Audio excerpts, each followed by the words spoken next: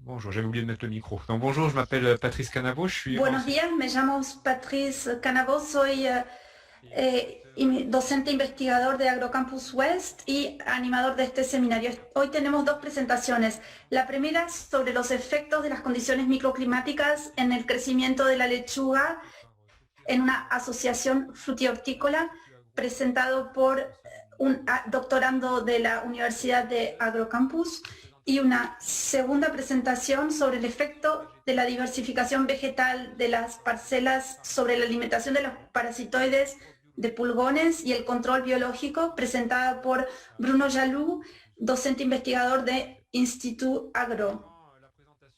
Durante la presentación podrán utilizar el chat para comentar o para plantear preguntas, y al final de las dos presentaciones plantearemos estas preguntas a los panelistas y tendremos un momento para intercambiar. Antes de comenzar, solemos nosotros, el establecimiento que presenta las investigaciones, haga una presentación del instituto. Así que les voy a presentar unas diapositivas sobre nuestro instituto.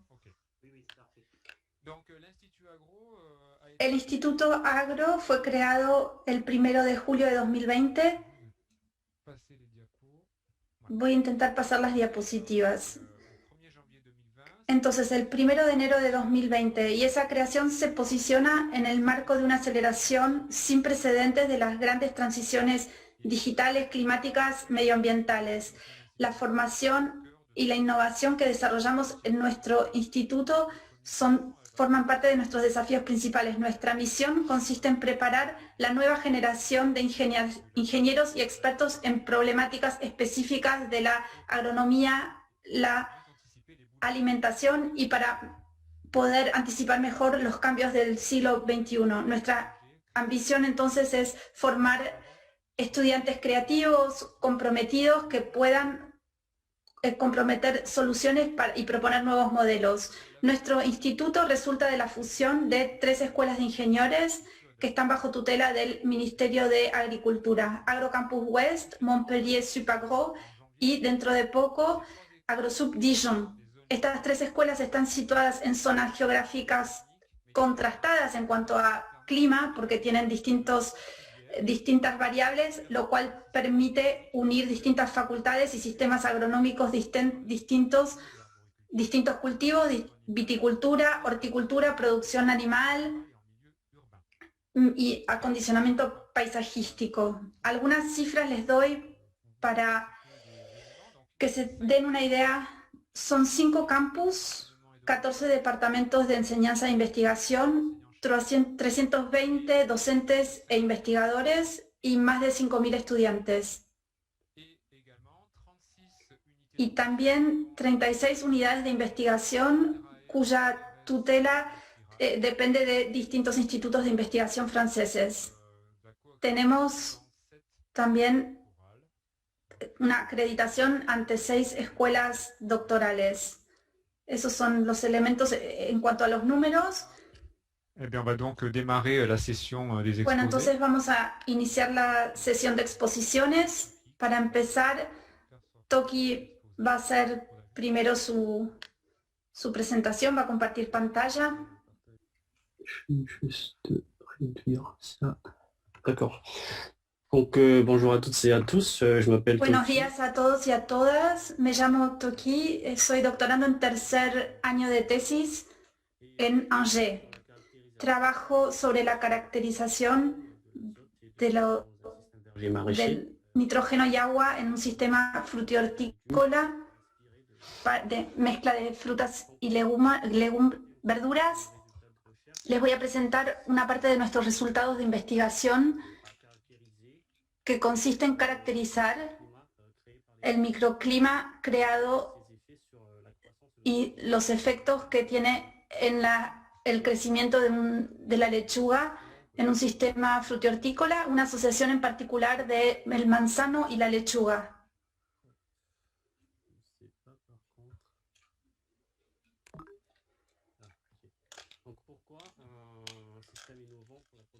¿Por qué un sistema innovador para un sistema de frutas y verduras para satisfacer la demanda en primer lugar de los consumidores y responder a un deseo de frescura y de estacionalidad de los vegetales. Y también para limitar los impactos en el medio ambiente, sobre todo el deterioro de los suelos. Por otro lado, ya se demostró en varios países que los sistemas agroforestales figuran entre los más prometedores en términos de producción, pero también de respeto del medio ambiente. Y esto fue demostrado a través de indicadores como el LER y los servicios ecosistémicos que brindan los árboles frutales. Y eso está muy demostrado en la literatura. A partir de ahí me vino la idea, adoptando estos sistemas agroforestales, apareció la idea de asociar los árboles frutales con los cultivos de hortalizas.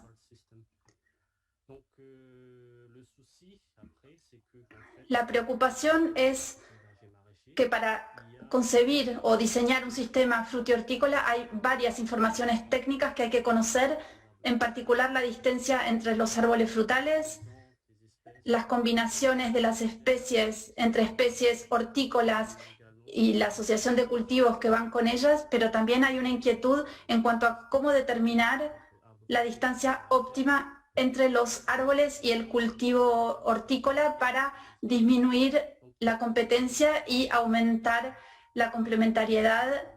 Es indispensable comprender mejor y poder caracterizar y cuantificar las distintas interacciones que existen entre los árboles frutales y las hortalizas, y sin embargo hasta ese momento no han habido estudios que hayan trabajado en ese sentido. Hubo algunos que versaron sobre los sistemas frutihortícolas, pero limitados a una comparación global entre el sistema frutihortícola y el monocultivo. Nosotros lo que planteamos en este estudio es primeramente saber cómo el microclima y las propiedades del suelo van a variar en función de la distancia del árbol y cómo esos efectos combinados del microclima y de propiedades del suelo van a afectar el crecimiento de la lechuga, por ejemplo, en este sistema frutihortícola. Para ello, para responder a estas preguntas, hemos llevado a cabo unos experimentos in situ sobre un sistema frutihortícola en un primer momento orientado norte-sur en el sitio del Campus West, y estudiamos 4 modalidades de distancia respecto del árbol.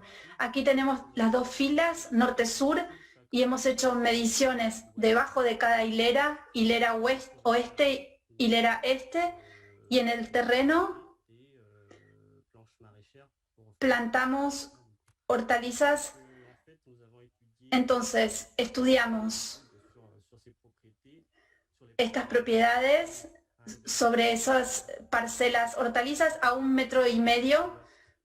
A eso llamamos a B1 oeste y B1 este.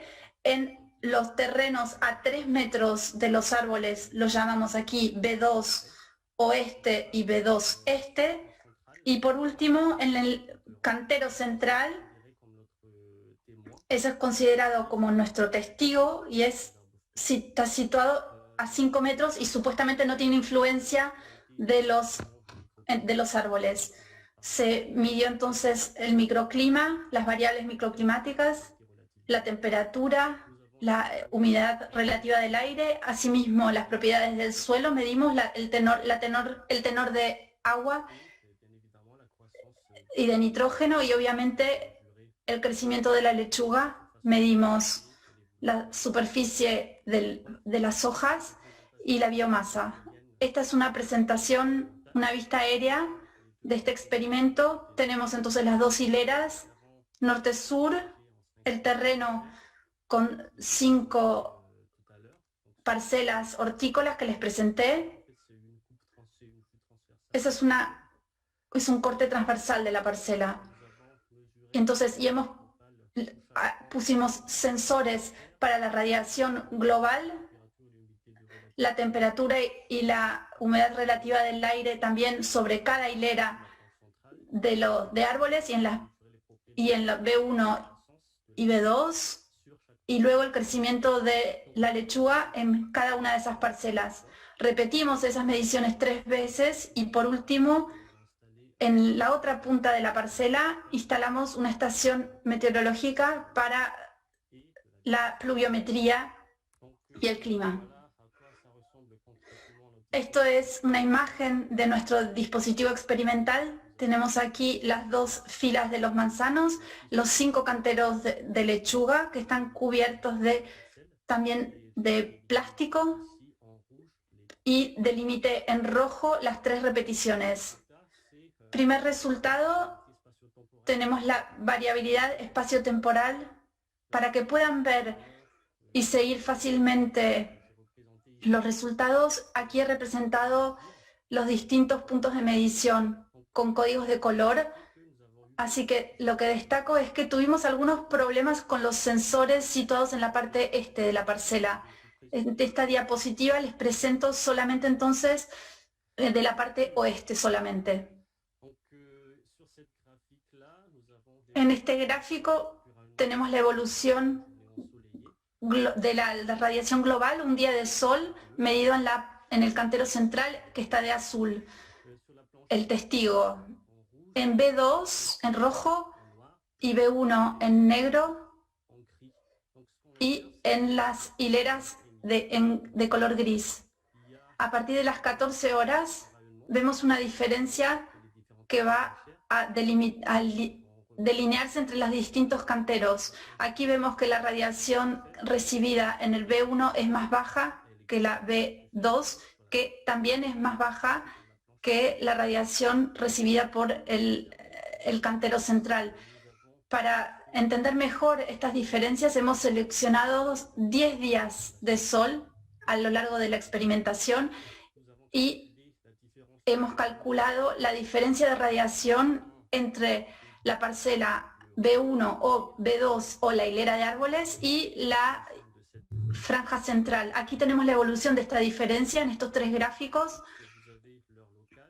En el eje X tenemos la hora local y en el eje Y tenemos la diferencia de radiación que fue calculada. Lo que observamos es que en primer lugar entre la hilera y la plancha central hay una diferencia negativa a lo largo de todo el día, lo cual indica una presencia permanente a lo largo de todo el día. En cambio, en B1 oeste, la sombra solo está presente a la tarde y hay una diferencia positiva por la mañana. Significa que por la mañana B1 va a recibir más radiación que el cantero central y eso está ligado, por supuesto, a la posición del sol. Por último, entre B2 y la franja central no hay mucha diferencia, es decir que esos 2 canteros casi reciben la misma cantidad de radiación a lo largo de todo el día. Procedimos luego con el mismo enfoque respecto de la temperatura del aire. Aquí tenemos los distintos puntos de medición y aquí tenemos la evolución de la temperatura en cada una de las parcelas hortícolas durante un día de sol. Tenemos en este gráfico la evolución de la diferencia de temperatura entre cada hilera o entre cada parcela y la franja central a lo largo de todo el día. Lo que observamos es que generalmente tenemos una diferencia negativa debajo de las hileras, ya sea en la hilera este u oeste, y esta diferencia es mucho menos atenuada en la B1 al oeste de la parcela. En cambio, B1 que está al este, tenemos una diferencia negativa por la mañana y por la tarde vemos una diferencia positiva, es decir que por la tarde la temperatura del aire en ese cantero es más elevada que en la franja central. Y esto está ligado a la posición del sol porque durante la tarde esa parcela va a recibir más radiación y va a estar más expuesta al sol, la temperatura entonces va a aumentar mucho más. Refiriéndonos a las propiedades del suelo, hicimos 3 campañas de medición a 30 centímetros de profundidad. Las mediciones se hicieron antes de la plantación, durante la plantación y al momento de cosecha, y en cada momento de medición se efectuó al final del día. Observamos que el tenor en agua de las parcelas hortícolas tiende a disminuir si en distancia este-oeste, con un tenor en agua más bajo para los canteros que están al este, que están directamente expuestas al sol. Por la tarde, uno puede imaginar que hay un efecto de la evapotranspiración sobre la disminución en el tenor de agua del suelo en esas parcelas. Luego, en cuanto al tenor en nitrato del suelo, en el momento de plantar, hicimos estas mediciones y lo que observamos es que el tenor era significativamente más bajo en B2 oeste en relación con las franjas hortícolas. Había una saturación de agua y eso seguramente favoreció la pérdida de nitrógeno. Último resultado, vamos a intentar ver los parámetros explicados de qué manera van a incidir en el crecimiento del cultivo. Seguimos entonces la evolución de la cantidad de hojas de la lechuga en cada parcela hortícola, y lo que observamos es que la cantidad de hojas era significativamente más elevado en B2 y C, o sea, las que recibieron más sol al comienzo de la plantación, y en cambio esa diferencia de cantidad de hojas va homogenizándose en el transcurso del crecimiento del cultivo. Y lo sorprendente fue que cuando seguimos y miramos la evolución de la biomasa, lo que pasó fue que no en cuanto a los canteros hortícolas que tuvieron muchas hojas, pero no la concentración de biomasa no era más importante en esos canteros. Si miramos acá, en este gráfico, observamos que la acumulación de biomasa era mucho más importante en B1W, que era la parcela donde no se observaba sistemáticamente una cantidad mayor de hojas. Para explicar esto, miramos la evolución de la temperatura y ahí distinguimos dos fases de evolución de la biomasa a lo largo del ciclo del cultivo. Durante el primer mes, porque lo que observamos fue que la biomasa era mucho más importante en la parcela sombreada durante el periodo de fuertes temperaturas. Quizás habría un efecto de estrés térmico en la producción de biomasa, y eso fue confirmado por el hecho de que la demora en el crecimiento que se observó en las demás parcelas fue finalmente recuperado al cabo de algunas semanas, cuando comenzó a llover y la temperatura máxima bajó. Podemos realmente inferir que hay un efecto de estrés térmico en el crecimiento de la biomasa. Y en la BW, la biomasa era más baja, y eso se explicaba a través de un estrés nitrogenado, porque medimos un tenor en nitrógeno muy bajo en esa parcela. Para concluir, nuestros resultados demostraron que existe un efecto de microclima creado por los árboles frutales, y eso va a ser más o menos importante en función de la distancia respecto del árbol.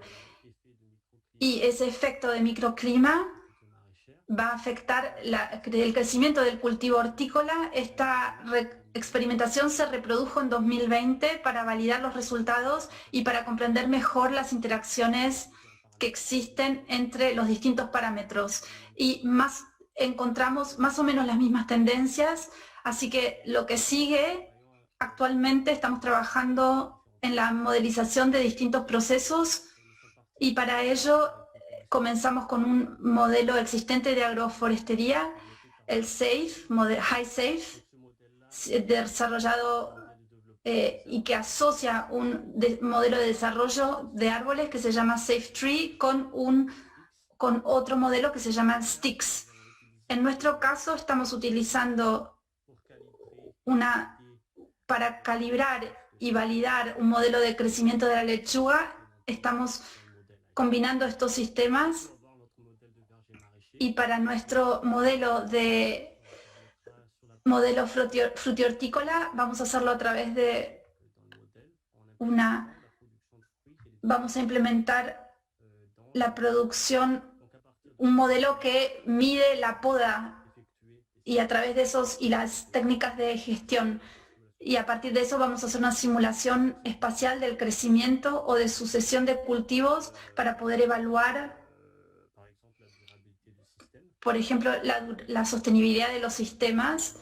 Y a partir de estas simulaciones digitales y de los resultados experimentales vamos a poder elaborar una herramienta que ayude luego y que pueda ser propuesta a la profesión agrícola para poder obtener resultados. Esto es lo que les quería presentar hoy. Muchas gracias por su atención y si tienen preguntas no duden en plantearlas luego.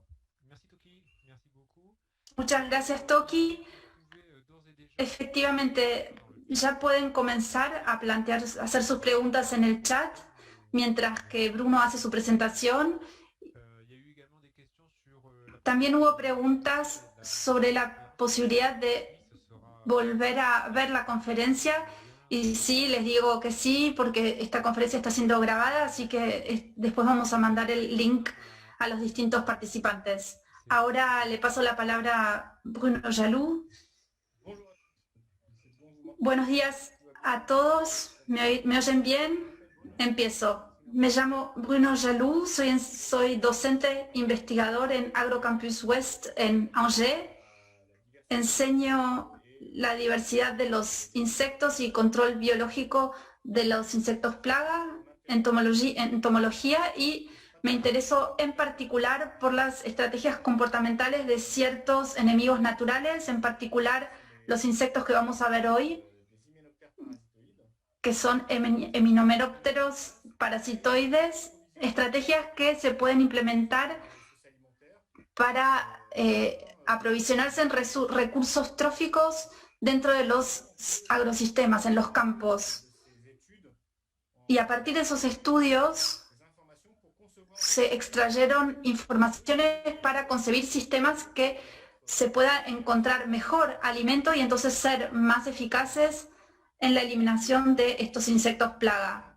Los resultados que les voy a presentar hoy son de un proyecto que terminó el año pasado, financiado por Europa, y que tiene un vínculo directo con América Latina porque se interesa por la autonomía de la ganadería. Estamos aquí en una zona de cría de ganado vacuno y son ganado que necesita proteínas para poder alimentarse y esas proteínas ya no se producen en Europa, sino que dependemos de la importación de soja, de la soja sudamericana, brasilera, argentina desde hace poco, con dependencias que plantean problemas en términos de trazabilidad para los cultivos biológicos y costos que evolucionan con el mercado. Hay una voluntad de Europa y de Francia de volver a desarrollar estas líneas de producción de leguminosas que produzcan proteínas vegetales en nuestras regiones. Estos cultivos podemos reemplazarlos, la soja, por habas, arvejas o lupino, que son cultivos que conocemos desde hace tiempo en esta región, pero que son difíciles de producir, son muy aleatorios. Hay años en los que se produce mucho y otros años, cuando las condiciones son malas, producimos muy poco. Una manera de estabilizar un poco esta producción es producir no como cultivo puro, sino asociado. Asociar entonces ese cultivo con otro, un cultivo de cereal por lo general. Entonces, los años en que la leguminosa no se desarrolla, vamos a tener una buena producción de cereales y además hay muchas ventajas en cultivar estas cosas combinadas con por el control de la maleza. En este proyecto entonces me ocupé de un punto particular que es el interés eventual de esta diversificación vegetal en el campo, en los cultivos asociados, en el control biológico y los mecanismos que podían permitir, gracias a esa asociación, favorecer el control biológico. Yo me intereso entonces por unos pequeños avispas, digamos, que se alimentan de los pulgones, se convierten en ninfas, o sea, va matando el pulgón y se sigue alimentando de otros. Estos parasitoides son enemigos naturales muy buenos porque son muy especializados, pero son enemigos naturales que tienen necesidades importantes. En particular, necesitan alimentos azucarados. ¿Por qué? Porque son animales que son pequeños y que necesitan permanecer ligeros para poder volar. No tienen capacidades de estoqueo de energía. Entonces, regularmente tienen que alimentarse en carburantes para poder volar y desplazarte. Y ese carburante muchas veces para los insectos es el néctar azucarado. ¿Dónde encontrar ese alimento azucarado? Puede ser el néctar floral, que a veces es difícil de recoger. Hay insectos que están especializados en eso, como las abejas, los abejorros, las mariposas, pero hay ciertas plantas que nos interesan, como algunas leguminosas que producen, además del néctar que está en la flor, un néctar extrafloral que se produce específicamente para atraer a los enemigos naturales y recompensarlos. Es más, algunas leguminosas solo producen néctar cuando son atacados por una plaga para atraer a los enemigos naturales que van a eliminarlos. Otra fuente de alimentación que existe en los campos es la mielecilla de los hemípteros en general. Los pulgones, por ejemplo, o las vaquitas de San Antonio producen esa mielecilla ligada con su metabolismo y que es una fuente de alimentación importante. En un campo cultivado, cuando estamos en un monocultivo intensivo, tenemos plantas que están sincronizadas y que antes de la floración no producen néctar. Por lo general, se recoge la planta, se cosecha la planta antes de la floración. Por otra parte, hay productos fitosanitarios que eliminan la maleza. Entonces hay pocas fuentes de néctar en una parcela. En general están presentes en el borde de los terrenos. Hay una diversidad. A veces está controlada esa diversidad y a veces son más espontáneas. Dentro de esas parcelas hay únicamente mielecilla como fuente de alimentación, que supuestamente es de menor calidad que el néctar, sobre todo porque el azúcar es de menos calidad. Eso es lo que se cree, y que el interés entonces de longevidad o de fecundidad de los parasitoides es inferior entonces. Cuando los parasitoides se encuentran en este tipo de sistema, tienen que hacer idas y vueltas entre, por un lado, los bordes para ir a encontrar alimento, néctar, y el interior de la parcela, donde van a encontrar los pulgones. Están cambiando todo el tiempo de zona, a eso se le llama commuting, y se muestra en las últimas investigaciones que ese commuting se produce 2 veces por día, más o menos, por la mañana y por la tarde. Entonces eso impone mucho desplazamiento. Una manera de disminuir este desplazamiento es concentrarse en las interfaces. En lugar entonces de ir a parasitar a los pulgones en el centro de la parcela, si hay suficientes pulgones en todos lados, los parasitoides van a concentrarse en la interfaz entre la parcela y el borde. Va a haber un parasitismo entonces más importante en los bordes y más flojo en el interior. El objetivo de este proyecto es que al diversificar en el interior de la parcela vamos a aportar recursos que van a ser complementarios y que van, gracias a ciertas leguminosas como las habas que producen néctar extrafloral, al cultivarla en el interior de los terrenos de cebada que no produce néctar, vamos a encontrar recursos de néctar adentro de la parcela cultivada. Este aporte entonces de recurso alimentario va a modificar la actividad de alimentación, el desplazamiento de los parasitoides, que ya no van a ir solamente al borde a alimentarse, sino que van a ir dentro de la parcela o concentrarse en la interfaz. Va a haber algo más homogéneo de este modo y vamos a tener una mejor desempeño en materia de parasitismo y control biológico, que es lo que nos interesa. Para hacer eso, probamos distintas hipótesis precisas. Intentamos demostrar que en parcelas cultivadas tenemos más parasitoides que van a alimentarse con néctar en campos diversificados, con cultivos asociados, comparándolo con cultivos únicos. Y esa mayor proporción de animales que se alimentaron, vamos a observarla sobre todo en el centro de la parcela, porque en los bordes pueden haber animales que se van a alimentar de ese borde, entonces puede haber una ausencia de efecto de diversificación en esa zona. En el interior de la parcela, en cambio, el hecho de alimentarse más de néctar va a correlacionarse con una mayor presión de parasitismo, por ende de nivel de pulgones que va a ser menos elevado. Estudiamos esto en un modelo de cultivo asociado entre un cereal, el triticale, y una leguminosa que es las habas.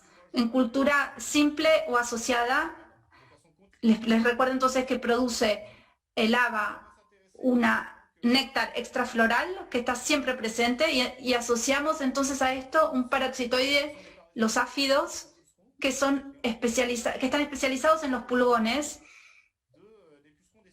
y los pulgones sobre todo de los cereales. ¿Cómo hicimos eso? Utilizamos una técnica que se implementó hace unos 20 años que se llama de inferencia de la historia nutricional.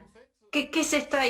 ¿Qué significa esto? El objetivo es, se realiza esto en dos momentos, en dos tiempos. A partir se les da en el laboratorio a estos bichos una alimentación controlada. Se los alimenta en pequeñas cajitas con una fuente nutritiva que se les da. Puede ser néctar, puede ser mielecilla o puede ser nada. Y se analiza entonces el perfil azucarado de esos animales gracias a una técnica que se llama HPLC, una cromatografía. Luego se capturan parasitoides en el campo, se los analiza y a partir de su perfil se determina su alimentación reciente sobre todo. Entonces se trata de comparar los perfiles de los animales cuya alimentación se conoce porque fueron criados en laboratorio y con la alimentación de aquellos que no se conoce y ver de qué está hecha esa alimentación. Buscamos más específicamente azúcares ligeros, glucosa, erlosa, melecitosis, glucosa, sacarosa. Azúcares ligeros. Hicimos ese trabajo y tenemos estos resultados que se resumen en este gráfico. Tenemos diferencias importantes de composición del recurso azucarado, la parte de arriba aquí. Por ejemplo, si no le damos nada, no hay azúcar. Aquí es mielecilla de un pulgón y hay una proporción importante de mielecitosis. No hay presencia de esa mielecitosa. Hay una diferencia en la proporción de los distintos azúcares. El néctar del haba o de una maleza que también produce néctar extrafloral también es distinto. Esa diferencia entonces en la composición de la fuente alimentaria va a traducirse en una diferencia en términos de perfil en azúcar del parasitoide. Tenemos perfiles medios de estos parasitoides a quienes se les dio una alimentación conocida. Y luego, todo el tema consiste en definir un algoritmo de clasificación que pueda, a partir de los datos de laboratorio, que pueda darnos la relación que existe entre el perfil en azúcar y el historial nutricional de los insectos para poderlo aplicar a los insectos de los campos cuya alimentación no conocemos, pero queremos determinar la historia nutricional conociendo su tenor en azúcar. Para eso utilizamos distintos tipos de algoritmos. Tradicionalmente, la gente que trabaja en esto desde hace tiempo utiliza cosas bastante brutales con umbrales que están definidos a partir de datos de laboratorio. O sea, en un gráfico con dos ejes, tenemos un eje que es el ratio entre la glucosa y la fructosa y el otro que es el índice total de azúcar. Y en este gráfico se pone a los animales que comieron y se sabe lo que comieron y aquellos que no comieron porque no se les dio nada, y se van a trazar dos rectas y diciendo los que están en esta zona son animales que tienen más azúcar que los que no comieron y que tienen un ratio inferior a los que comen. Vemos que este método es un poco impreciso porque un punto particular puede moverse mucho hacia la derecha y va a entrañar una muy mala precisión de los resultados que se van a obtener. Es una clasificación que va a ser muy aleatoria y muy dependiente de los individuos que se utilicen en el pool inicial en el laboratorio. Se pueden multiplicar experimentos de laboratorio y tener una cantidad enorme de puntos, pero pese a eso estamos con algo que es un modelo que es poco eficaz. Se desarrolló, sobre todo Martin Luque, un doctorando que trabajó mucho conmigo en este tema, hicimos una buena colaboración, desarrolló otros métodos alternativos de algoritmos un poco afilados como Machine Learning, Random Forest, por ejemplo, que definen árboles de decisión, se multiplican esos árboles de decisión y al final cada uno va a clasificar y va a haber una especie de votación para elegir el promedio de clasificación de los árboles con los que se trabajó, y eso permite tener una clasificación más fina. Hay otros métodos en los que no me voy a explayar, que tienen más que ver con la probabilidad y la estadística, que permiten clasificar, hacer un trabajo de algoritmo. Los comparamos en un vasto estudio que implicó a distintos especialistas en estadística y modelización para ver si los métodos eran mejores o peores. Hicimos eso generando una cantidad muy importante de conjuntos de datos ficticios y los íbamos asociando a distintos tipos de análisis o a la cromatografía de las que les hablé, métodos simplificados, y miramos el método clásico, que es el rosa, el método comparado, su eficacia con los demás métodos. Ahí vemos que sea cual sea el conjunto de datos que tomemos, la eficacia del método clásico es mucho menos importante que de los nuevos métodos que se definió, y uno que más vemos es el Random Forest.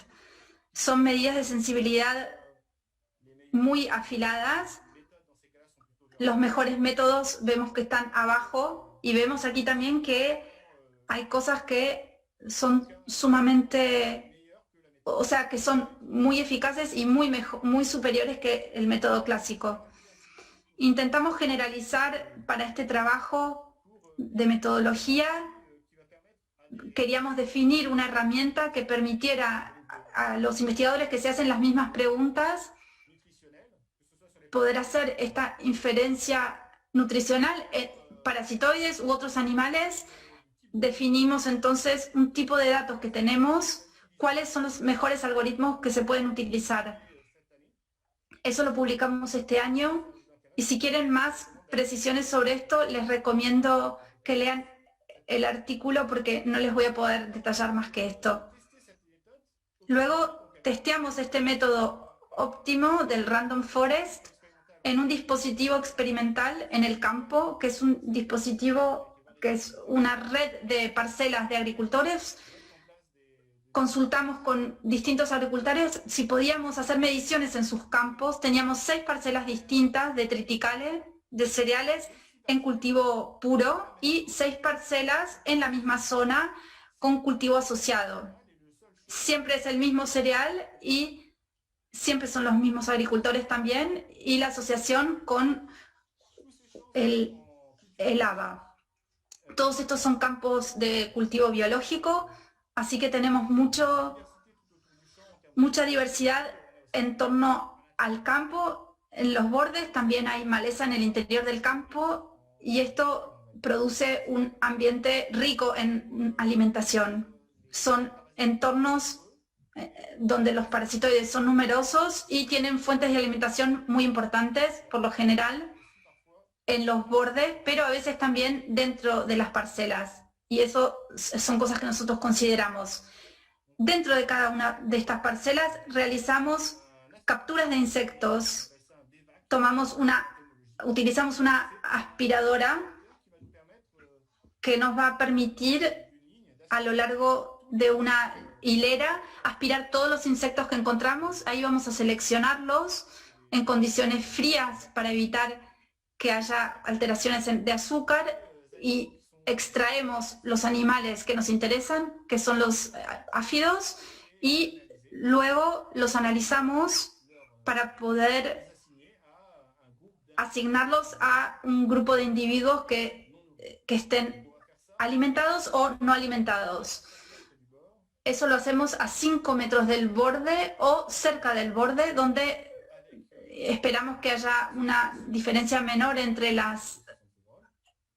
dependiendo que haya o no asociación con el haba, y hacemos eso en el centro de la parcela. Ahí nos esperamos tener algo más disímil. Además de esas capturas, hacemos el conteo de los pulgones alrededor del punto de captura. Ese conteo de pulgones son animales, contamos animales que sean sanos, pulgones de cereales, y como los que vemos aquí en la foto, animales parasitados que son fácilmente diferenciables porque están momificados. Se inflan y se ponen dorados, y así sabemos que están parasitados, y esa es una medida clásica. Ver la cantidad de individuos parasitados para evaluar el índice de parasitismo también. Los resultados los tenemos aquí. Hemos capturado más de 200 parasitoides, solo tomamos las hembras. Los machos en estos insectos son muy limitados. Hicimos eso en 3 periodos distintos, y tenemos entre 30 y 45 animales que fueron conectados para cada tratamiento. Tenemos los siguientes resultados. El primero importante es que todos los animales que encontramos en los campos estaban alimentados. al menos hacia 48 horas o inclusive menos de 24 horas.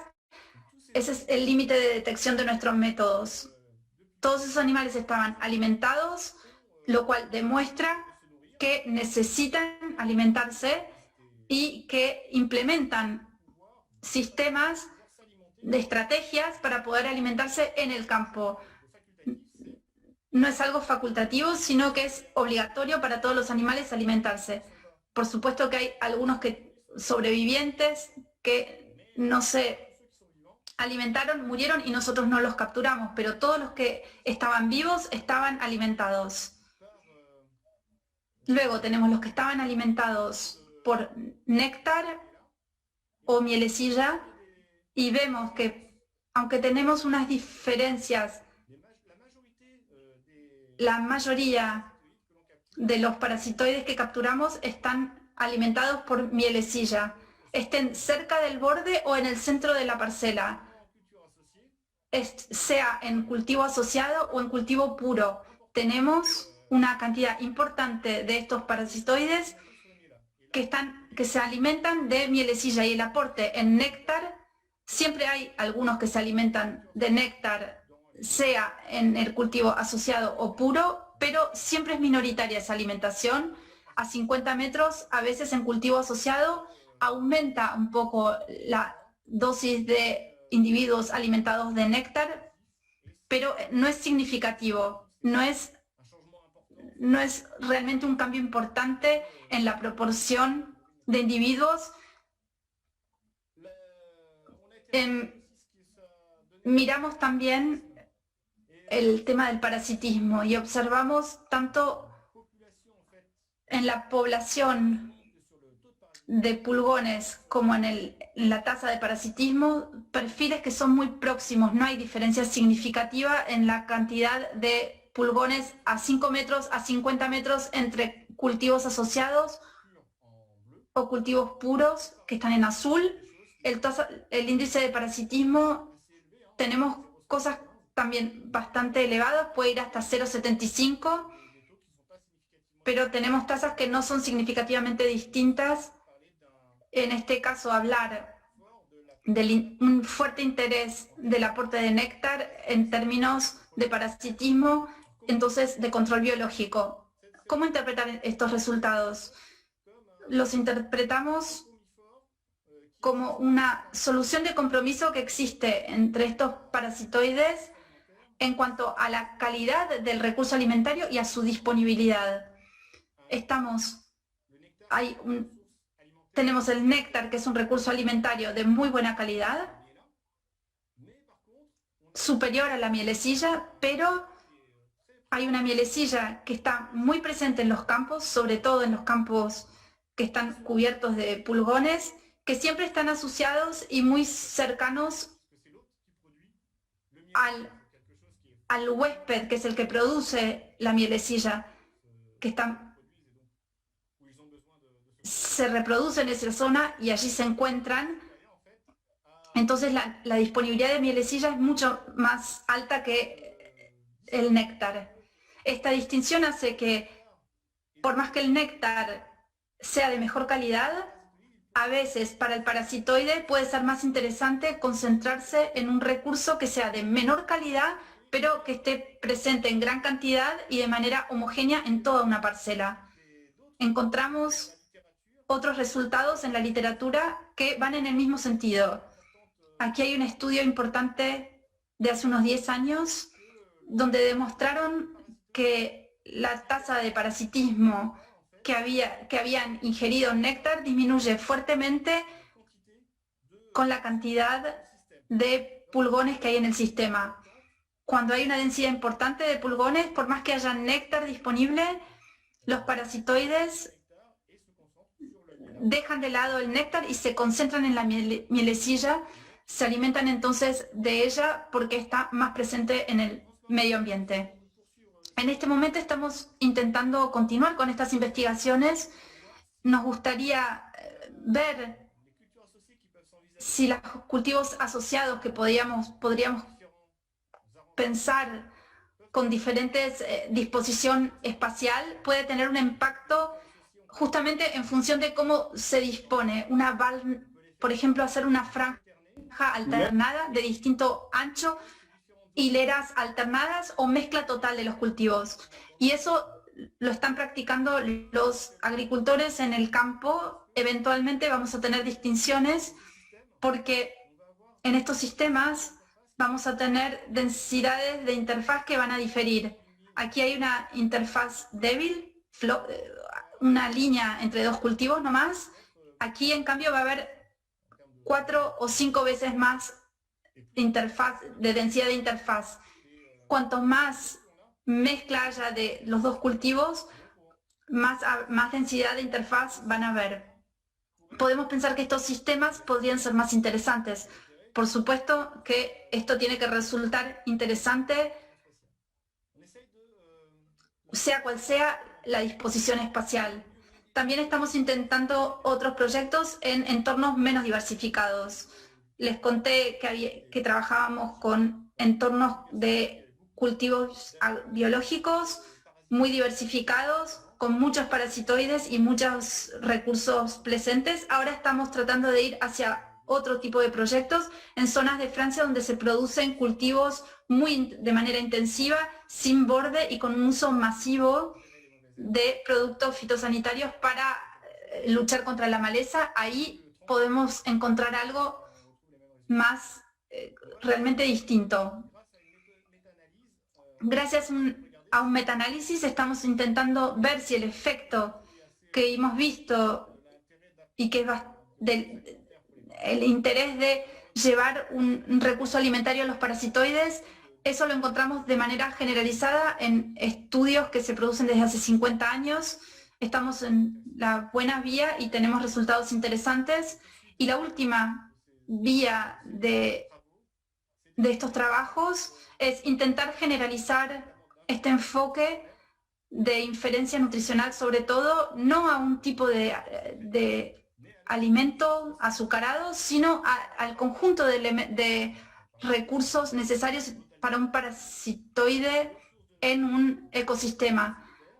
Necesita refugio, necesita comida, necesita sombra. Gracias a análisis bioquímicos vamos a poder determinar, al capturar parasitoides, cuáles son los recursos limitantes en un entorno, cuáles son entonces los acondicionamientos necesarios que puedan permitir aumentar el control biológico en ese entorno. Puede ser a veces el recurso alimentario en las zonas poco diversificadas, a veces puede ser la falta de zonas para pasar el invierno u otras alternativas también. Todo eso, tenemos resultados prometedores en este campo para poder proponer un método estándar y realizar esta herramienta de diagnóstico. Bueno, he terminado por hoy. Si tienen... Aquí tenemos una foto de cada participante en este estudio. Muchas gracias. Gracias, Bruno. Pueden hacer algunas preguntas. Hay dos en el chat. Primero voy a intentar de nuevo compartir pantalla para presentar la Escuela de Agrocampus.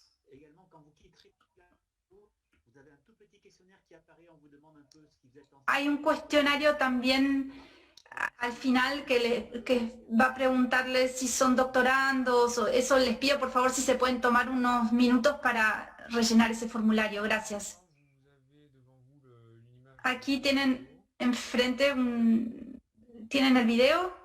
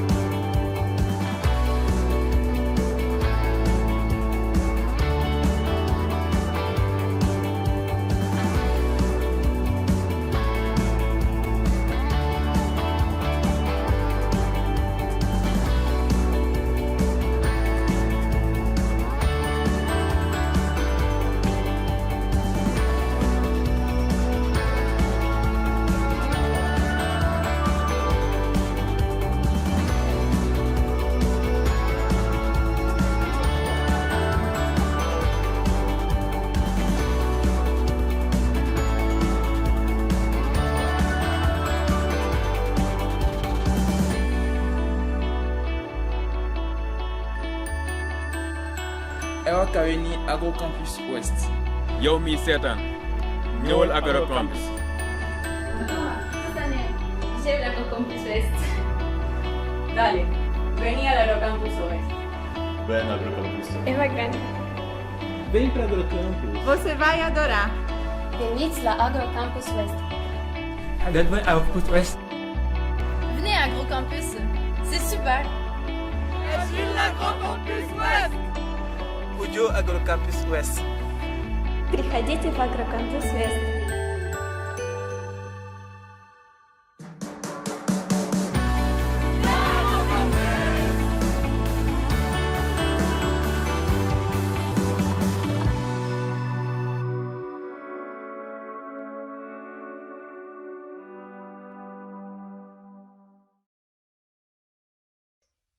A ver, en el chat tenemos una primera pregunta para Toki sobre los manzanos.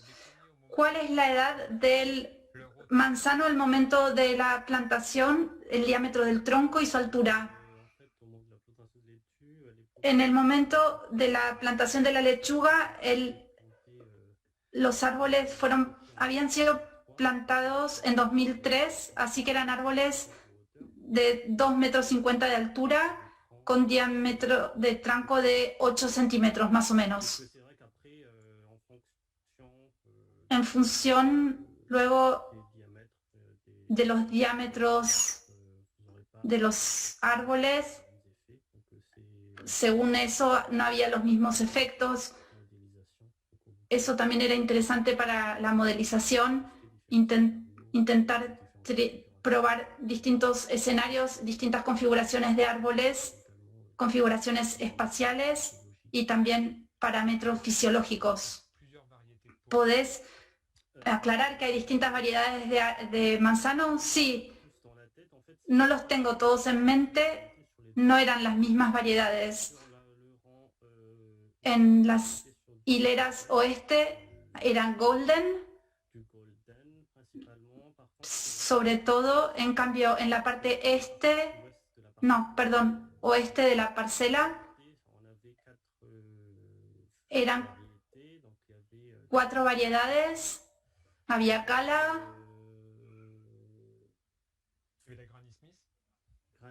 Granny Smith, no sé, no me acuerdo todas las variedades, pero había distintas, sí. Hay otra pregunta para Bruno sobre la valorización agrícola del triticale y el haba. Hay 2 tipos de valorización que existen. Por un lado, muchos agricultores que producen en la zona ese tipo de asociación, que son bastante corrientes, lo producen en explotaciones que son, ellos mismos también tienen ganado y utilizan directamente la mezcla del cereal leguminosa para darles a sus animales y completar eso con más cereal o más, si es que hay desequilibrios. Pero es la solución más eficaz en términos económicos. Y luego hay otros que son más productores cerealeros, únicamente de productos vegetales, y ahí hay una fase de selección que se hace cada vez más. La posibilidad de tener una máquina que son seleccionadoras automáticas muy eficaces que permiten separar ambos cultivos y valorizarlas en el circuito clásico, en el circuito convencional no biológico. Y luego eso se hace para la mezcla con ganadería. En el trabajo del suelo, Toki, en el trabajo del suelo cerca de los manzanos sin dañar las raíces de los árboles. ¿Cómo se hizo ese trabajo en ese estudio? Los dejamos a 1,50 m. Había ese espacio entre la hilera del árbol y el cultivo de hortaliza, y supuestamente eso no dañaba la hilera de árboles. A veces hicimos algunos pozos para ver hasta qué distancia podían ir las raíces, pero por lo general no va tan lejos, más allá de 1,50 m. No creemos haber destruido raíces de los árboles. Además, generalmente son raíces que van en profundidad, así que no tanto en la superficie, y estamos a 1,50 m del árbol, así que no hubo efectos nefastos para las raíces. El trabajo del suelo se hizo a unos 10-15 centímetros de profundidad también. Una pregunta para Bruno. ¿El haba puede ser reemplazada por arvejas? Donc les... Ah, pois. Des petits pois, Ah. ok. D'accord. Alors, Merci. les petits pois... Las notamment- arvejas, ce qu'on va faire mûrir jusqu'à- en particular las que maduran hasta que el grano esté seco, ya se utiliza. Es el más producido en Francia. Hay un gran problema de enfermedad en el suelo que lo pone en dificultades, pero se beneficia de la asociación mucho la arveja, simplemente porque la arveja es un cultivo que tiene un tallo débil y necesita un tutor para desarrollarse. Si no tiene un tutor, la arveja se cae y las enfermedades entonces son más importantes y va a haber mucho desperdicio. El efecto tutor del cereal, vamos a ver que hay cultivos que se van a sostener mejor y hay resultados que son mejores. En cambio, para el control biológico, la arveja no aporta néctar extrafloral. Hay una pequeña posibilidad de tener una complementariedad con una especie de pulgón, pero no necesariamente el potencial que tienen otros cultivos que tienen néctar extrafloral, como la vicia o el haba, por ejemplo. Gracias para Toki. Sobre la preparación de los suelos después del cultivo de las especies hortícolas, sobre todo la fertilización, ¿qué utilizaron después de la cosecha? Después de la cosecha, antes de la plantación no había fertilización porque medimos la materia orgánica del suelo antes y estimamos que era lo suficientemente elevada como para no tener que fertilizar. Luego pusimos los cultivos hortícolas, los plantamos y después de la cosecha previmos poner un cultivo de abono verde, pero que no pudo hacerse finalmente por la crisis sanitaria. Se hizo entonces un poco después, finalmente. Así que es un sistema realmente biológico. No utilizamos insumos químicos, hacemos fertilización a través de abonos verdes o algún compost vegetal. ¿Podés precisar qué utilizaron? Otra pregunta para Toki, si los parámetros de cosecha, si hubo análisis de cosecha después de la cosecha de la lechuga, supongo que tenoren elementos en los vegetales, ¿qué pudieron hacer como análisis después? Antes hicimos un seguimiento de la biomasa, pero trabajamos con el ciclo del nitrógeno, sobre todo hicimos análisis de carbono y nitrógeno, además de las mediciones de materia seca, por supuesto. No sé si hay más preguntas. ¿Hay alguien que quiera hacer una pregunta en directo? ¿En francés o en español? Yo tengo una pregunta. Si los manzanos, si la parcela estaba construida, si los árboles habían sido plantados en simultáneo o después. A ver, Hablo de esta parcela porque había otras parcelas frutihortícolas de las que se ocupaban otros estudiantes.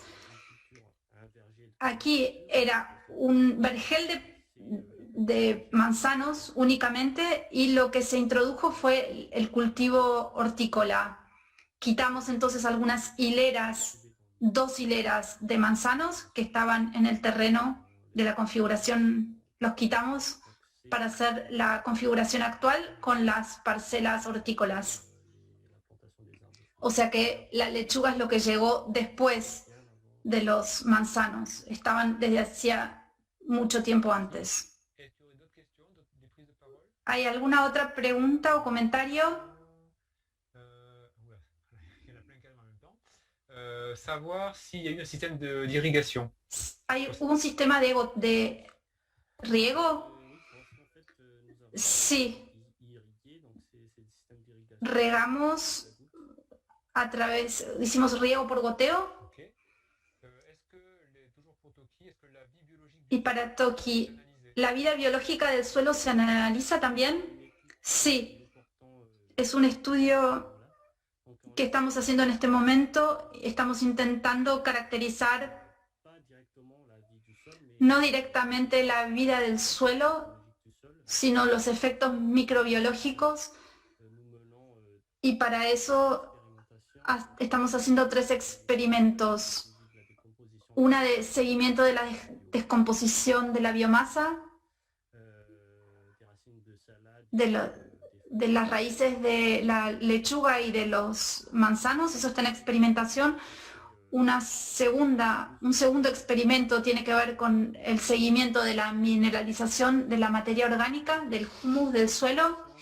Y el tercer experimento, la medición de los distintos flujos de dióxido de carbono ligado con la actividad biológica del suelo. Hicimos mediciones entonces a distintas distancias de los árboles para captar esa actividad microbiológica. Esos son los 3 principales experimentos que llevamos a cabo en este momento para caracterizar las características microbiológicas del suelo.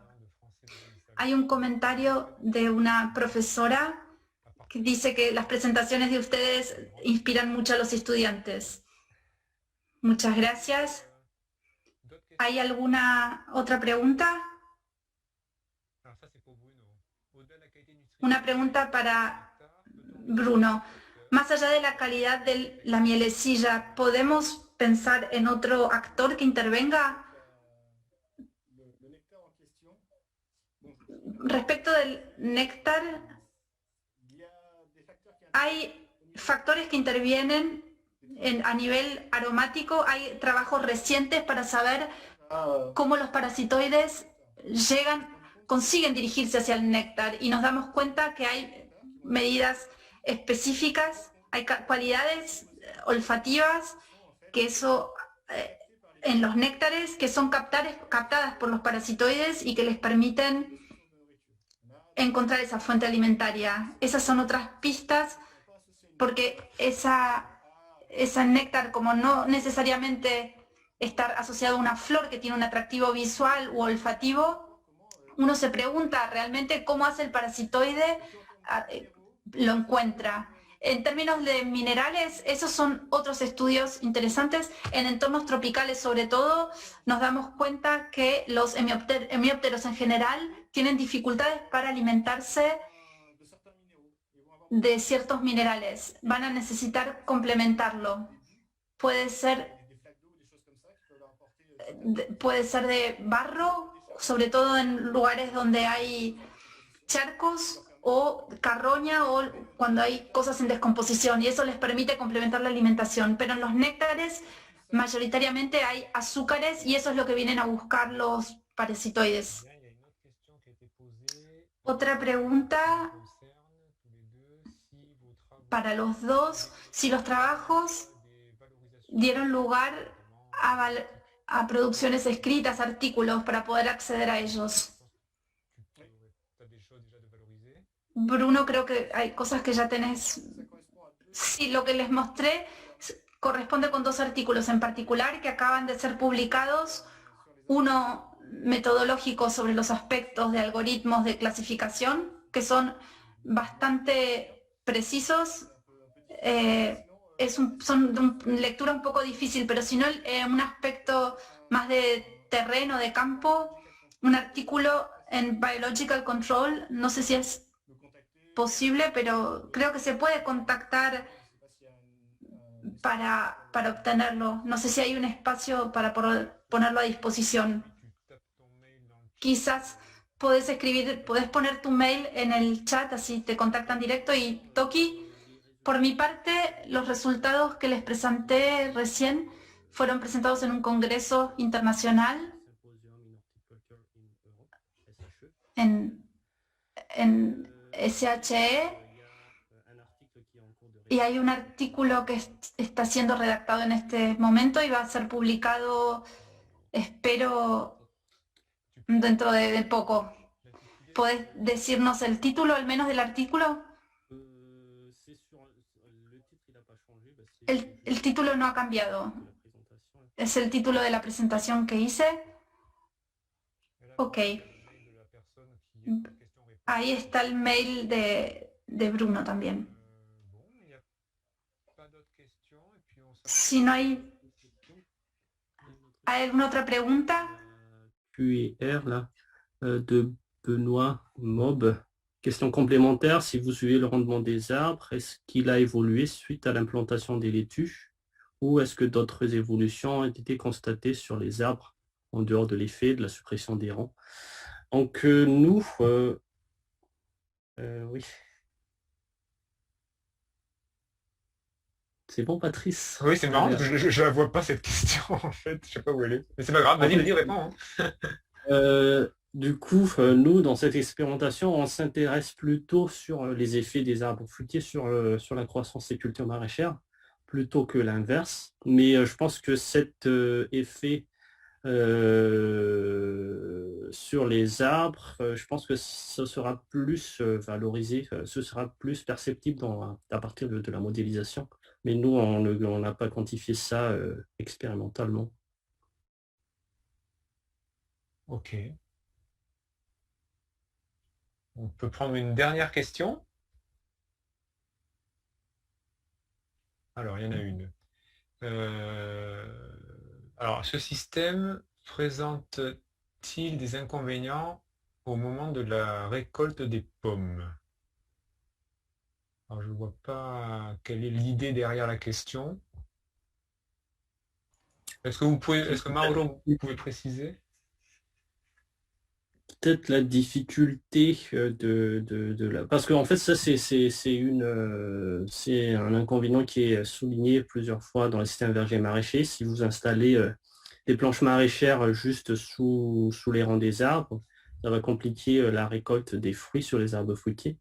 Donc vraisemblablement ça a un effet, mais dans notre cas d'étude, comme je vous l'ai dit, on a quand même laissé un espace de 1,50 m entre les rangs et les planches maraîchères, donc ça n'a pas vraiment dérangé la récolte des pommes. Très bien, merci. Bien écoutez, voilà, c'était bien le sens de la question, tu as bien répondu. Très bien, écoutez, on va conclure déjà en remerciant chaleureusement nos 2 intervenants agrocampusiens. Le prochain webinaire est programmé le 13 juillet et c'est la Facultad de Agronomía Universidad de Buenos Aires qui va être le chef d'orchestre de ces présentations. Alors il y a 2 présentations qui sont prévues, je les dis en espagnol, je dis les titres en espagnol. Manejo agroecológico en sistemas con predominio de vegetación nativa, pastizales de la Pampa. Y le deuxième titre, c'est Humedad y bosques del Chaco semiárido de Argentina. Donc, la Pampa et zone semi-aride. Donc, nous vous donnerons le lien YouTube du webinaire qui se termine. Pour ma part, je vous remercie, je vous dis à bientôt. Je ne sais pas si les collègues Relations internationales souhaitent dire quelque chose avant d'arrêter.